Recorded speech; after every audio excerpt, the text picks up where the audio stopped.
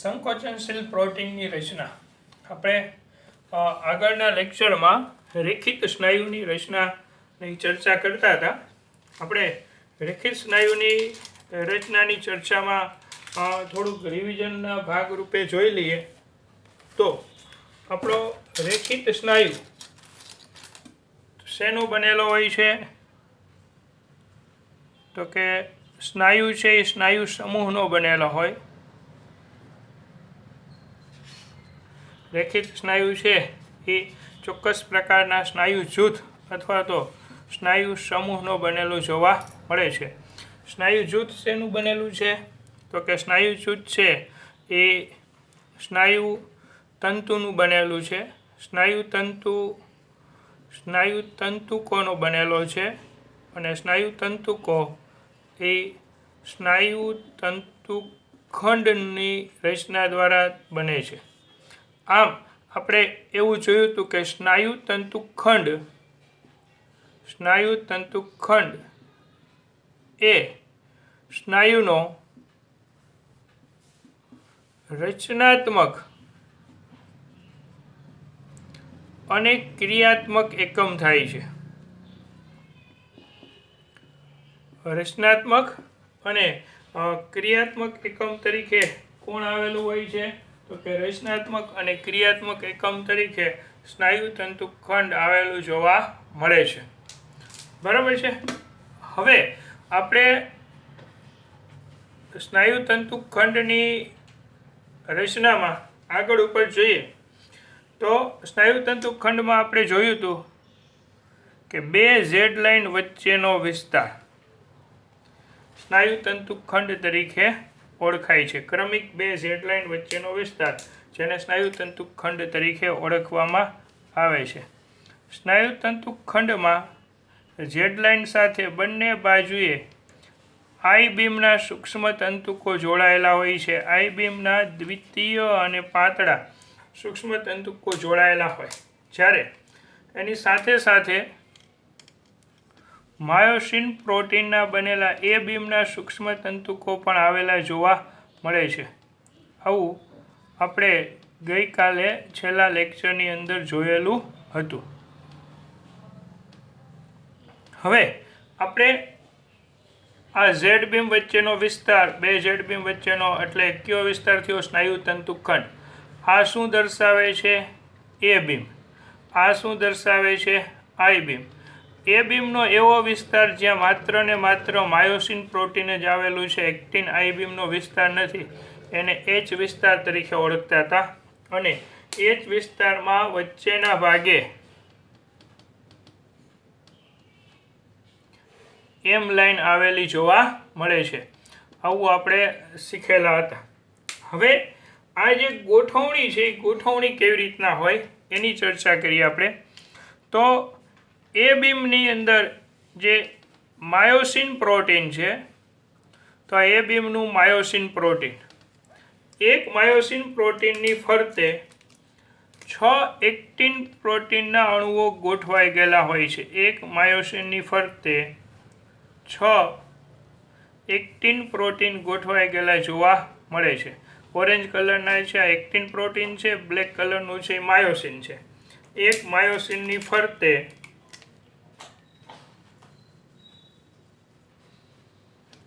એક્ટિનના કેટલા અણુઓ ગોઠવાયેલા હોય છે?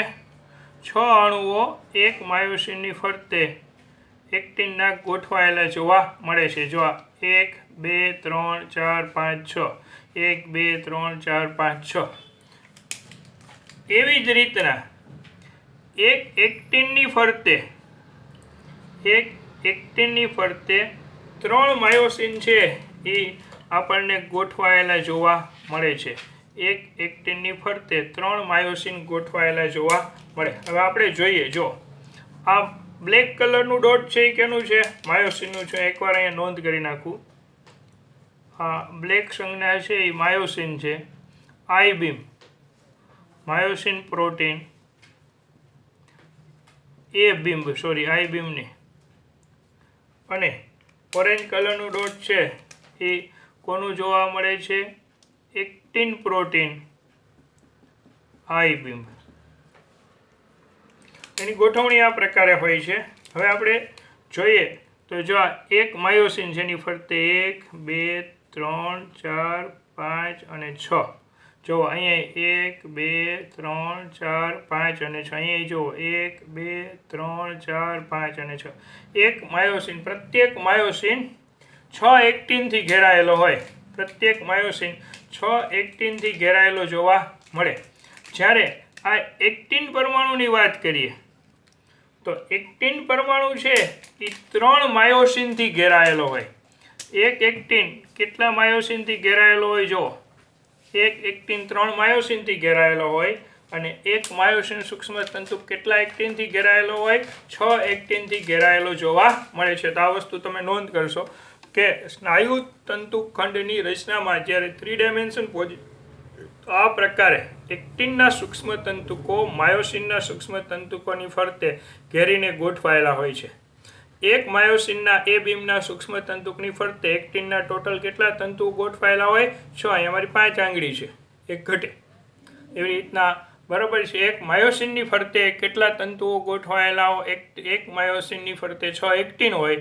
જ્યારે એક એક્ટિનની ફરતે કેટલા માયોસિન હોય? તો કે 3 માયોસિન ગોઠવાયેલા જોવા મળે છે. હવે એક્ટિન અને માયોસિન બંને સંકોચનશીલતાનો ગુણધર્મ દર્શાવતા પ્રોટીન છે. એક્ટિન અને માયોસિન બંને સંકોચનશીલતાનો ગુણધર્મ દર્શાવતા પ્રોટીન છે. બરાબર. આપણે હવે આ બે પ્રોટીનની રચના કઈ રીતના એ બીમ અને આઈ બીમની રચનામાં એક્ટિન અને માયોસિન કેવી રચના ધરાવે છે, કયા પ્રકારે હોય છે એની ચર્ચા કરવાની છે. તો હું પહેલાં એક્ટિનની વાત કરું.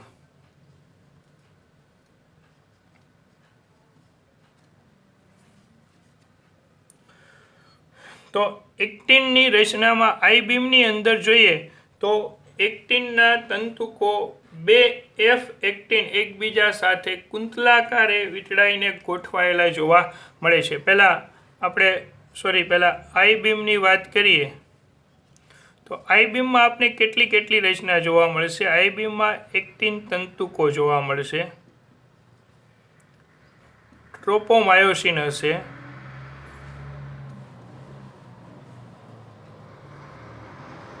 અને માયોસિન હશે. આઈ બીમમાં એક્ટિન તંતુકો હશે, ટ્રોપોમાયોસિન હશે અને માયોસિન હશે. એક્ટિન તંતુકો કેટલા હોય છે એની ચર્ચા આપણે જોઈએ. આઈ બીમમાં તો આઈ બીમમાં એક્ટિન તંતુકોની રચના 2 એક્ટિન તંતુકો એકબીજાને કુંતલાકારે અંબળાઈને ગોઠવાય અને એક્ટિન ફિલામેન્ટની રચના કરતા જોવા મળે છે. આ એક્ટિન તંતુકોની શૃંખલા છે અને આ પણ એક્ટિન તંતુકોની શૃંખલા છે. 2 એક્ટિન તંતુકો એકબીજાને કુંતલાકારે ગોઠવાય અને જોડાયેલા હોય. આ રીતના આઈ બીમની રચનામાં એક્ટિનના કેટલા તંતુકો આવેલા હોય? 2. એક્ટિન તંતુકને હું અહીંયા લખું છું. એક્ટિન તંતુક જેને એફ એક્ટિન કહેવાય છે. Filament of actin, actin filament એટલે એફ એક્ટિન, જે જી એક્ટિનનો બનેલો હોય છે. જી એક્ટિન એ મોનોમર છે. હવે આપને એમ થાય કોનો મોનોમર છે? તો કે એફ એક્ટિનનો. એફ એક્ટિનનો મોનોમર જી એક્ટિન છે. જી એક્ટિન એફ એક્ટિનનો મોનોમર છે. એટલે જી એક્ટિન એટલે એક્ટિન પ્રોટીન ગોળાકાર હોય છે, જેને ગ્લોબ્યુલર એક્ટિન, ગોળાકાર હોવાથી ગ્લોબ્યુલર એક્ટિન. એટલે જી એક્ટિન અથવા તો ગ્લોબ્યુલર એક્ટિનના અનેક અણુઓ એકબીજા સાથે જોડાઈ જાય એટલે કુંતલાકાર રચના લાંબી તંતુમય રચના બનાવે. આ લાંબી તંતુમય રચનાને એફ એક્ટિન તરીકે ઓળખાય છે. એટલે તમને પ્રોપર ખ્યાલ આવી ગયો કે જી એક્ટિન દ્વારા એફ એક્ટિન બને છે. અને આઈ બીમમાં એફ એક્ટિનના કેટલા તંતુકો આવેલા હોય છે? 2. અને 2 એફ એક્ટિનના તંતુકો એકબીજાને કઈ રીતના ગોઠવાયેલા હોય છે? કુંતલાકારે વીંટળાઈને ગોઠવાયેલા જોવા મળે છે. આટલું ખ્યાલ આવી ગયું. ત્યાર પછી આઈ બીમમાં આવેલું બીજું પ્રોટીન ટ્રોપોમાયોસિન.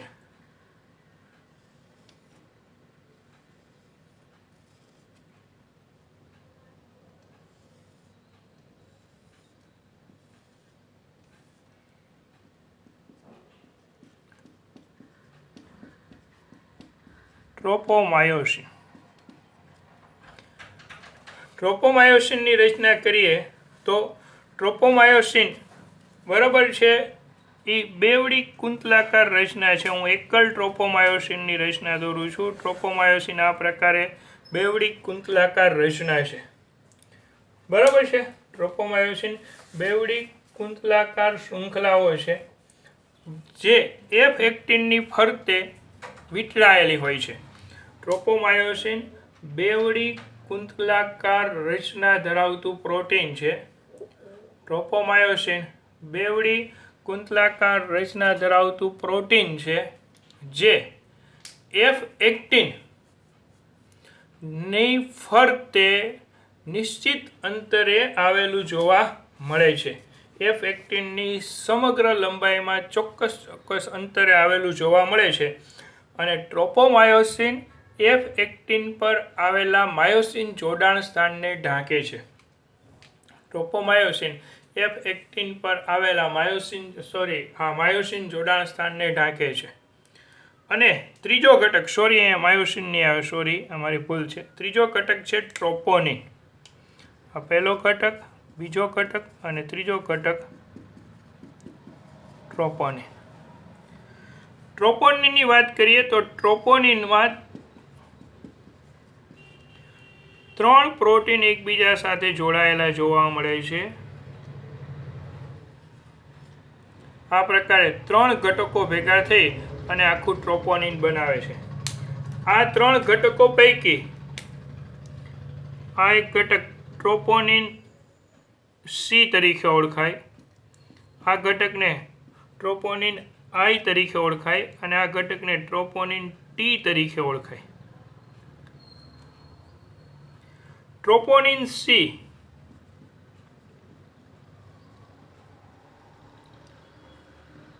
કૌંસમાં લખીએ તો ટ્રોપોનિન સી એ કેલ્શિયમ સાથે જોડાય છે. ટ્રોપોનિન સી એ કેલ્શિયમ સાથે જોડાય. ટ્રોપોનિન આઈ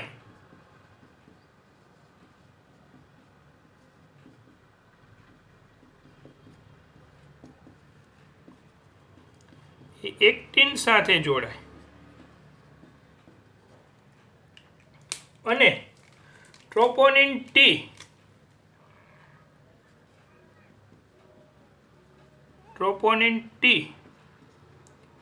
ટીપીટી એ ટ્રોપોમાયોસિન સાથે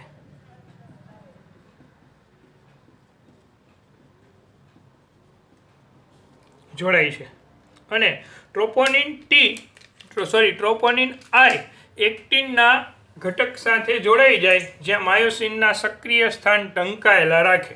એટલે ટ્રોપોનિન આઈ એક્ટિન સાથે જોડાય માયોસિનના સક્રિય સ્થાનને ઢાંકેલા રાખવાના કાર્ય સાથે જોડાયેલા જોવા મળે છે. બરાબર છે. તો આટલી માહિતી કોની હતી? આઈ બીમમાં આવેલા એક્ટિન પ્રોટીન જે સંકોચનશીલ પ્રોટીન છે એની. એટલે આઈ બીમમાં એકચ્યુઅલી 3 પ્રકારના પ્રોટીનથી આખી રચના બનતી હોય છે. એનો મુખ્ય હિસ્સો છે એ એક્ટિન પ્રોટીન છે.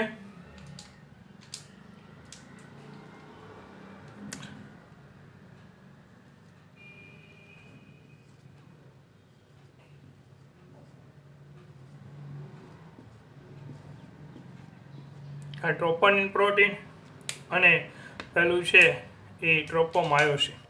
તો આ 3 પ્રકારના પ્રોટીન દ્વારા આખા આઈ બીમનો દ્વિતીયક પાતળા સૂક્ષ્મ તંતુકોની રચના થતી જોવા મળે છે.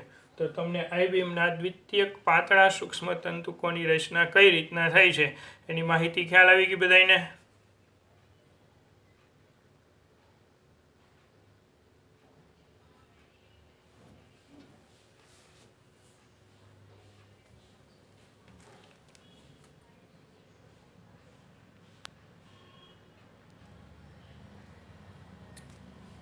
હવે આપણે છે માયોસિનની રચનાની ચર્ચા કરીએ.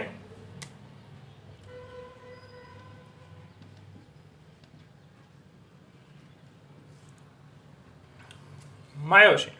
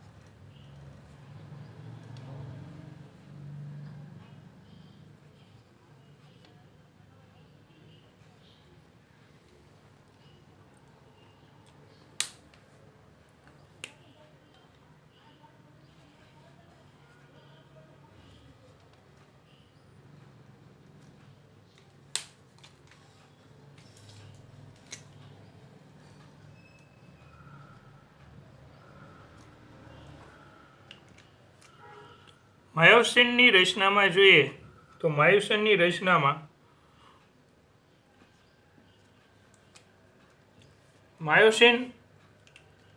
રચનામાં શીર્ષ,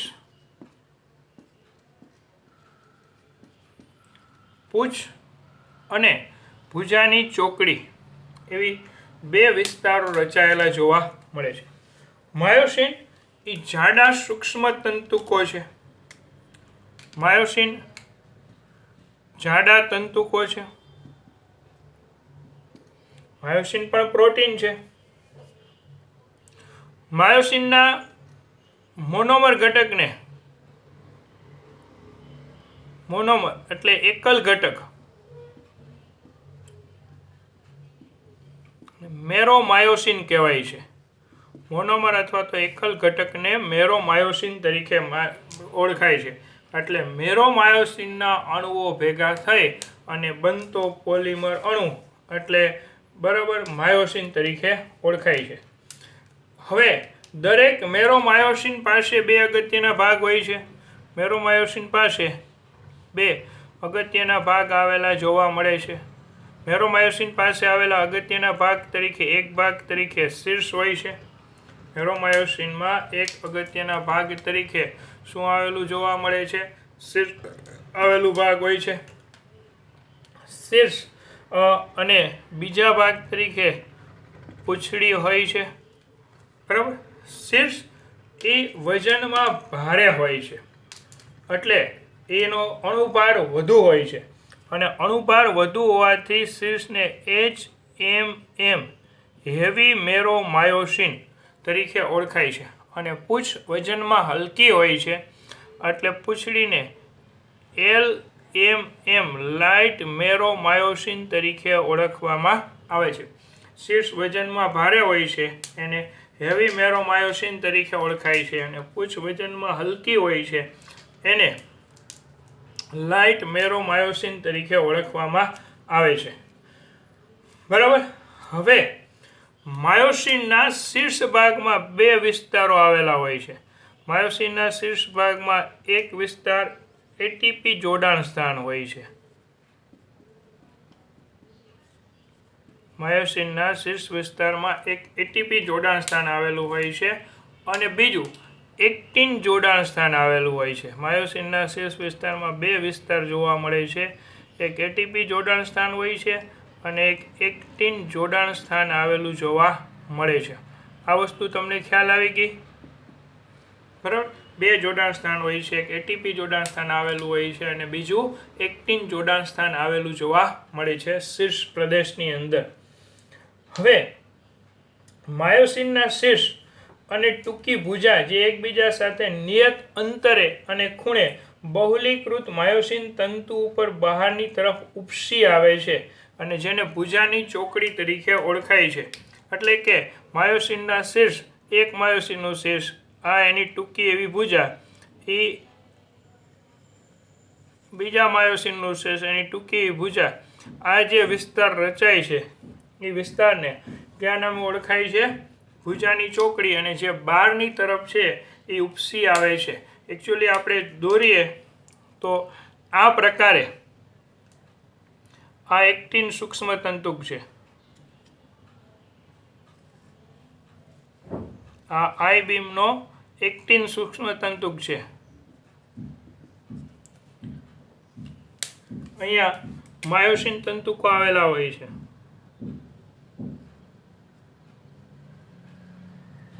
આ બધે ઉપસેલા વિસ્તારો એ ભુજાની ચોકડી રચે છે. અને માયોસિનનું શીર્ષ એક્ટિન સાથે જોડાણ સાથે ત્યારે સ્નાયુ સંકોચનની ક્રિયાવિધિ શરૂ થાય, જેની ચર્ચા આપણે આના પછીના લેક્ચરની અંદર જોશું. બરાબર. તો આ માયોસિનની રચના હતી. અહીંયા સંકોચનશીલ પ્રોટીનની રચનાઓ છે એ આપણી પૂરી થઈ. સંકોચનશીલ પ્રોટીન એટલે ટૂંકમાં આઈ બીમ અને એ બીમમાં આવેલા પ્રોટીન સંરચનાની દ્રષ્ટિએ કેવા હોય છે એની વાત થઈ.